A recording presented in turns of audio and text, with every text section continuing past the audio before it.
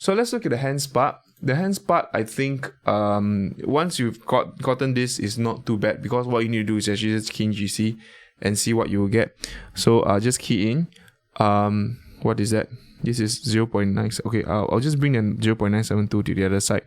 So this will be 0.99361 minus p squared plus 1.6928p, 1 minus p minus 0.97 equals 0. Okay, so key in calculator, this will be 0.996336, sorry. Be very mindful of this. 1 minus p, 1 minus p squared, and plus 1.6928x.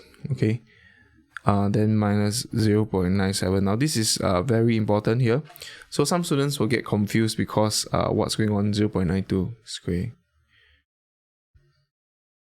0.96 square. Oh, this is a quadratic expression. You can actually solve this, but what you do is actually go to window and change to, let's say, 0 to 1, because your x value has to be 0 to 1, right? And your x mean, just put 1, negative 1 to 1. Just zoom to that part there. Then you can actually solve for your solution there.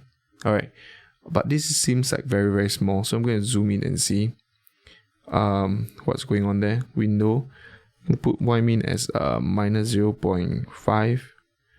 Maybe 3, because it seems like it's very, very small there. It seems like it just touches there, is it? Did I key anything wrongly? 0.96.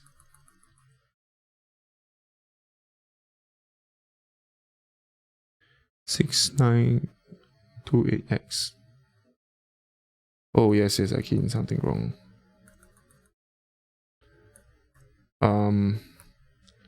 1 minus x. Yeah, there you go. This is the answer there. So just gonna second calculate 0. I'm just gonna it's so tough.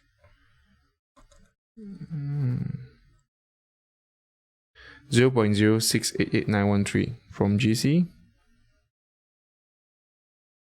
P equals to 0.06889.